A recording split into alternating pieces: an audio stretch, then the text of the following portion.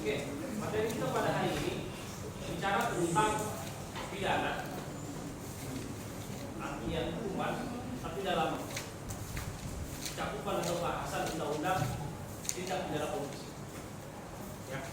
Jadi ada beberapa perbedaan terkait pidana atau hukuman yang dibuat dalam Undang-Undang Nomor 31 Tahun 99 dengan yang dibuat dalam Kitab Undang-Undang terkait tentang hukuman atau tidak. Nah, kita ketahui bersama bahwa dalam KUHP ketentuan pidana itu diatur pada pasal 10 ya, KUHP yang lama diatur pada pasal 10. Kita akan buka KUHP-nya. Buka. Ya, pada pasal 10 dikatakan bahwa pidana itu terdiri dari pidana pokok dan pidana tambahan. Nah, ini disebut juga sebagai jenis pidana atau stelsel pidana, atau dalam istilah lain disebut sebagai struktur.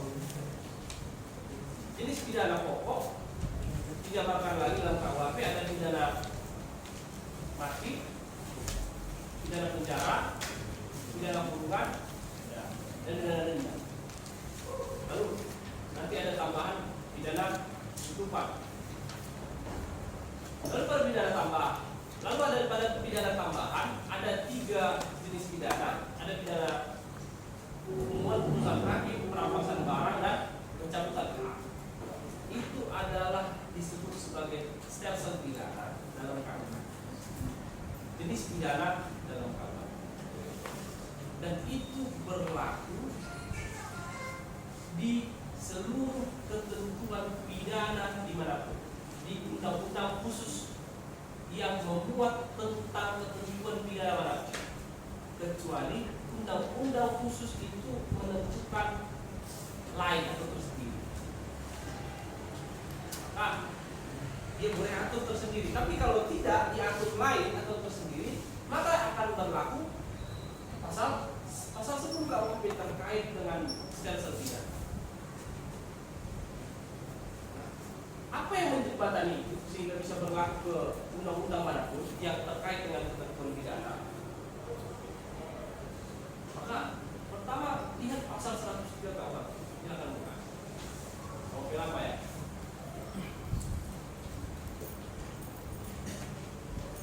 Pasal 103 KUHP mengatakan ketentuan yang ada pada bab 1 sampai bab 8 tetap berlaku di undang-undang di luar KUHP atau undang-undang manapun, kecuali undang-undang itu menunjukkan sebaliknya. Buku 1 KUHP itu terdiri dari 9 bab. Bab 1 sampai bab 9. Yang disebutkan bab 1 sampai bab 8. Kenapa bab 9 tidak disebut? Karena bab 9 isinya hanya tentang peristilahan, definisi-definisi, jadi dia tidak dimasukkan. Jadi bab 1 sampai bab 8 itu kalau tidak ditentukan khusus dalam undang-undang lain, maka itu akan berlaku dan digunakan dalam ketentuan undang-undang khusus. Contohnya undang-undang pidana, undang-undang terorisme, undang-undang pengadilan HAM, undang-undang perlindungan anak. Kecuali undang-undang tadi menentukan jenis tersendiri, maka yang akan berlaku adalah undang-undang khusus ini. Nah, siapa? Spesialis derogat general. Ketentuan khusus akan aturan khusus akan menyampaikan undang-undang. Sampai sini jelas? Jelas. Ada pertanyaan? Oke, kita lanjut.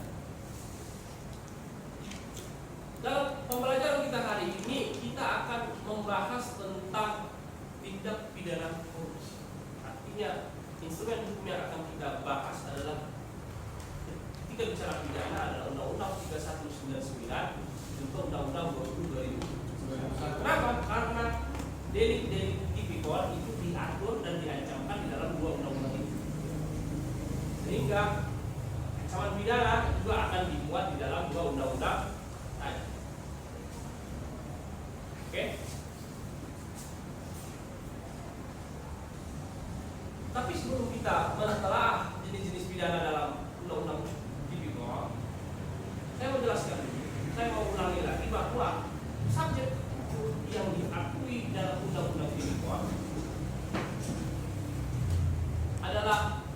manusia dan korporasi.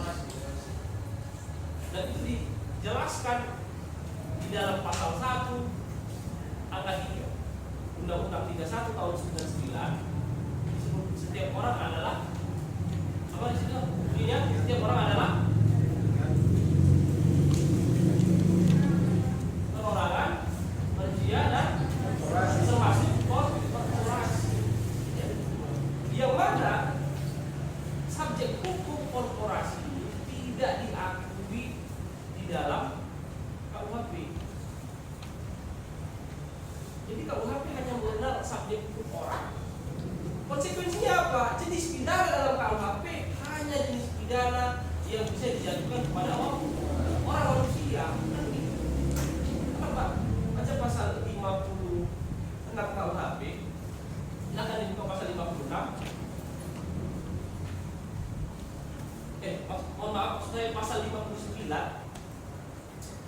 dibaca 59 KUHP itu menjelaskan bahwasanya yang bertanggung jawab atas perbuatan pidana yang dilakukan oleh badan adalah pengurus, bukan korporasi. Sehingga dikatakan bahwasanya korporasi bukan subjek hukum pidana dalam kitab undang-undang hukum pidana yang lama atau kitab undang-undang hukum pidana peninggalan Belanda (BPS). Sehingga pasal 10 adalah dissensus pidana untuk subjek hukum pidana orang. Oke, paham sampai di sini? Paham. Tapi bila nggak paham, jangan paham aja, kan gitu. Mentang-mentang saya direkam ini, kalian bilang paham, nanti cut aja, nggak apa-apa. Bisa kan? Ya, karena editor video saya di YouTube, saya baru ada Instagram. Dikat-kat ya kalau ada saya yang jalan-jalan. Nanti main cut. Canggih zamannya. Masa saya tukang kali sampai tak tahu lagi. Pening kau mikirnya. Santai. Aman ya. Kita lanjut.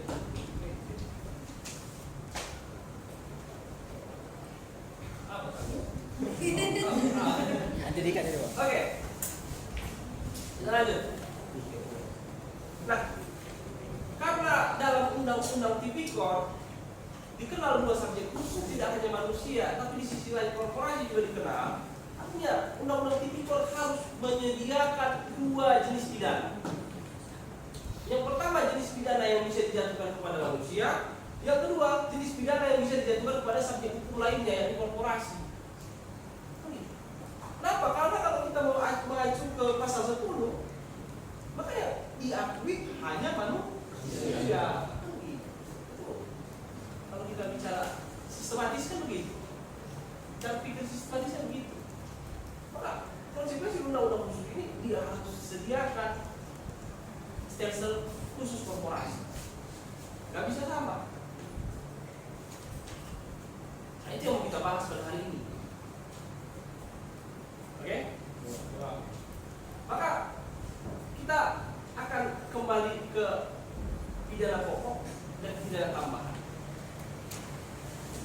Kita akan lihat pada pidana pokok apakah sama dengan pasal 10 atau undang-undang tipikor mengatur tersendiri, berbeda, sehingga dia menyampingkan yang umum KUHP, atau dia ada menambahkan jenis pidana, tidak menyampingkan tetapi menambah.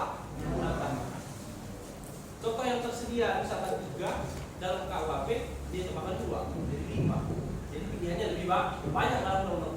Apakah yang demikian? Nah, ini akan kita bahas dalam pertemuan hari ini. Pada pidana pokok untuk manusia sama, stelsnya sama, strafsotnya itu sama, mati ada. Kalau melihat ancamannya ada di pasal 2 ayat 2, ya, tindak pidana korupsi yang dilakukan pada saat kondisi tertentu itu ancamannya mati. Pidana penjara juga digunakan untuk manusia, pidana denda digunakan, pidana kurban tidak digunakan. Artinya karena tidak diatur secara khusus dalam KUHP, stelsel-nya apa saja, maka dia kembali ke pasal 10. Karena pasal 10 buku 1 KUHP sudah adalah general rules-nya dalam sistem pemidanaan. Kalau yang baca bukunya Badrun Nawawi, sistem pemidanaan di Indonesia, general rules-nya atau aturan umumnya yang bisa berlaku ke special rules, ke buku 2 KUHP, ke buku 3 KUHP, ke undang-undang khusus di luar KUHP, satu-satunya hanya buku 1. Kenapa? Karena dia ketentuan umum, dia bisa masuk. Contoh misalkan, ada orang melakukan turut serta melakukan tindak pidana dan lebih, ya, membunuh nih. Satu yang megang, satu yang nikam, satu yang mengamati, jaga di pintu. Siapa yang bunuh secara materi perbuatan yang nikam? Apa yang dua lagi nggak bisa dikenain? Maka akan dikaitkan dengan pasal 55 KUHP kalau khusus. Kalau khusus, mohon maaf saya perbaiki. Dan demi kan begitu. Nah, itulah gunanya perusahaan, dia berlaku ke ketentuan lain. Sama halnya pasal 10 sampai undang-undang lain mengatur sebaliknya atau mengatur lain. Oke. Sekarang kalau bicara pada pidana korporasi, pokok ya, pidana pokok, apakah sama dengan manusia mengacu kepada pasal 10 KUHP dalam undang-undang tipikor? Maka jawabannya tidak. Kenapa? Baca pasal 20 ayat berapa? Buka undang-undang 31 tahun 99. Silakan buka pasal 20. Sudah? Buka pasal 20.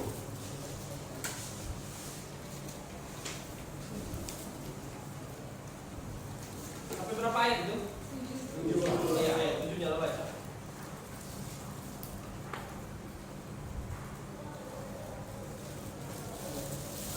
Pidana pokok yang dapat dijatuhkan terhadap korporasi hanya pidana denda.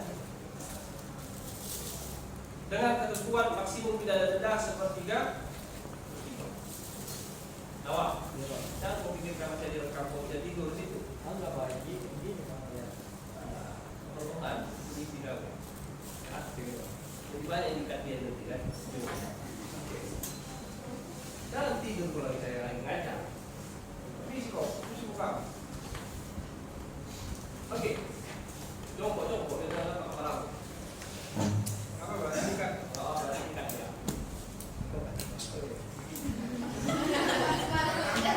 Oke.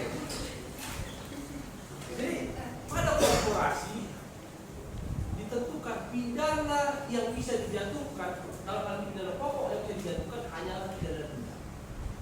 Artinya pidana mati, penjara, kurungan itu tidak. Alasannya apa? Karena tidak sesuai. Kenapa korporasi tidak bisa dijatuhi yang namanya corporal punishment? Apa itu corporal punishment?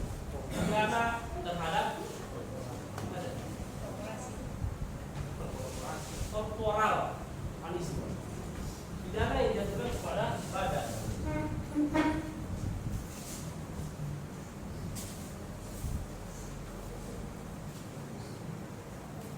Jadi cirinya itu memberikan rasa sakit terjadi pada tubuh. Contoh cambuk, pidana mati, pidana yang memberikan dampak pada badan. Ya, korporasi bisa tidak pidana mati, dipenggal lehernya, ditembak, bisa? Ya, nggak mungkin. Manusia bisa. Yang kedua, korporasi bisa tidak dimasukkan ke dalam sel tahanan, tidak. Jika kalau kita atur bisa, maka wajarlah peraturan undang-undangan sehingga dijadikan pidana pokok hanya dikenai kepada korporasi adalah data hukumnya pasal 20 ayat. Tapi denda ya Di apa? Di atas. Di atas. Ditambah sepertiga.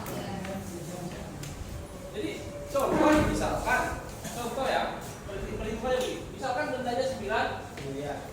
juta, dia dapat 9 juta. Oke? Jelek kali, malu direkam. 9 juta. Oke? Ditambah Tiga. sepertiga dari mana? 9 Maka 9 juta tambah 3 tambah 3. bagi 2. 9 juta tambah 3 sama dengan 12. Kok 11? Jadi maksimal kalkulasi itu kayak dapat per 3 bila kira-kira kalau manusia yang melakukan dendanya 9 maksimal, korporasi bertambah menjadi 12. Oke? Ada pertanyaan lebih di sini? Silakan bertanya. Karena direkam jangan lupa. Silakan. Serahkan itu. Bisa. Halo saya. Yang wajib membayarnya Kasih terang-terang. Oh. Itu ada dengar aja Pak. Itu. Ini fokus semua aja. Oh dia tusuk saya aja lah ya. Iya, Pak. Saya pikir apa kelas belajar kamu nggak? Mohon maaf.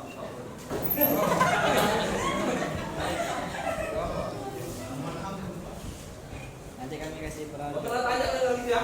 Ya. Oke lah, nanti kita tanya lewat email aja.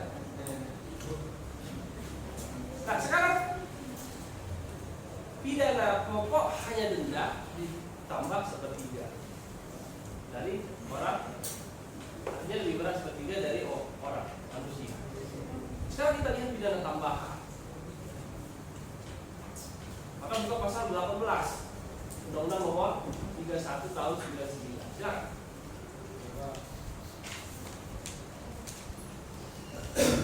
Nah, pasal 18 menambahkan jenis pidana tambahan, tapi bukan hanya kepada korporasi, tapi kepada seluruh subjek hukum yang ada dalam undang-undang ini.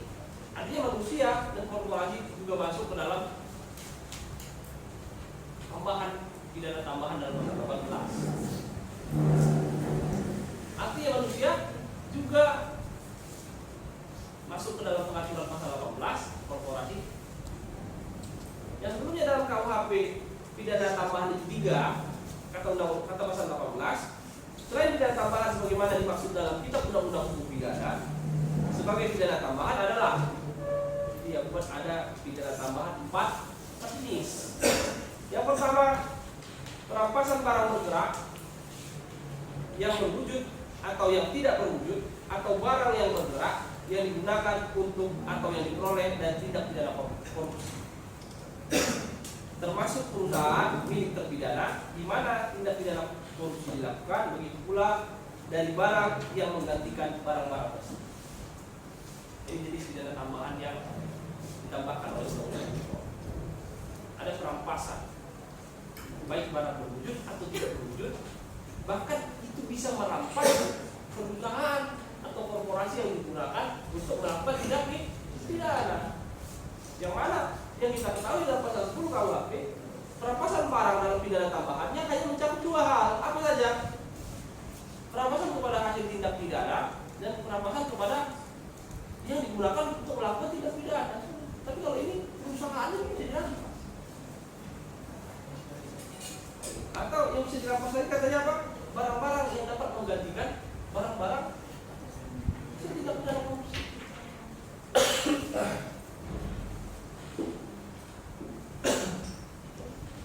Ada, Pak. Oke. Itu yang pertama. Pidana tambahan yang kedua adalah pembayaran uang pengganti yang jumlahnya sebanyak-banyaknya sama dengan harta benda yang diperoleh dari tindak pidana. Ini jenis pidana tambahan kedua. Jadi pelaku kejahatan tindak pidana korupsi, pelaku tindak pidana korupsi juga bisa dibebankan pidana tambahan untuk membayar uang pengganti yang jumlahnya sama dengan yang dia korupsikan.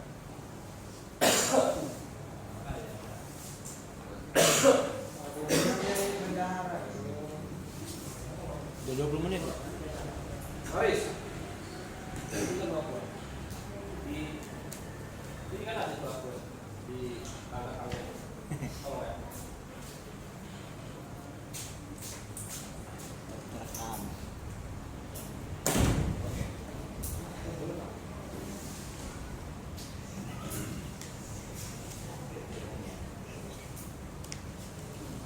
Oke? Oke, Pak. Kalau dia bisa bayar, maka selesai. Kalau dia nggak bisa bayar gimana? Ini bicara hitung-hitung nilai 10 triliun. Dia gimana kalau nggak bayar? Maka baca ayat 2-nya. Silakan. Maka diganti dengan apa? Enggak diganti. Maksudnya diganti dengan bendanya yang dapat disita oleh jaksa yang nilainya sama dengan kerugian.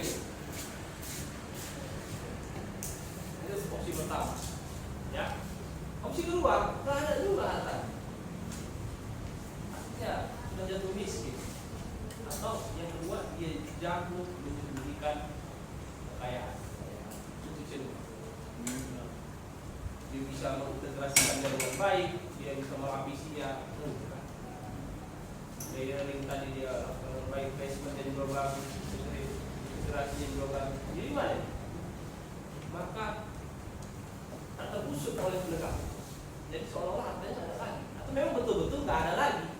Jadi apa yang dia jatuhkan? Maka baca yang ayat 3, pasal 18 ayat akan digantikan dengan pidana penjara. Tapi tidak boleh lebih, ancamannya tidak boleh lebih daripada ancaman maksimum pidana pokok.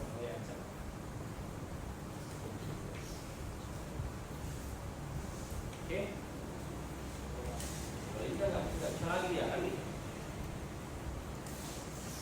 Oke, jenis pidana tambahan yang selanjutnya apa? Baca ayat 1 huruf C. Penutupan seluruh atau sebagian perusahaan untuk waktu paling lama 1 tahun. Lalu yang terakhir, pencabutan seluruh atau sebagian hak-hak tertentu atau penghapusan seluruh atau sebagian keuntungan tertentu yang telah diperoleh yang telah atau dapat diberikan oleh pemerintah kepada terpidana, oleh pemerintah kepada terpidana. Saya ulang ya, tadi ulang maksudnya baru. Anda tadi diserap. Pencabutan seluruh atau sebagian hak-hak tertentu atau penghapusan seluruh atau sebagian keuntungan tertentu yang telah atau dapat diberikan oleh pemerintah kepada terpidana. Jadi ada 4 jenis pidana tambahan ini yang bisa dijatuhkan kepada pelaku tindak pidana korupsi. Jadi tidak hanya 3 yang seperti dalam KUHP, tapi ditambahkan lagi menjadi ada 4 lagi, berarti ada 7. Setelah penambahan pasal 18 ayat 1 huruf A, B, C, dan D. Saya rasa sekian untuk tema bahasan kita tentang pidana yang dijatuhkan kepada subjek hukum dan tindak pidana korupsi.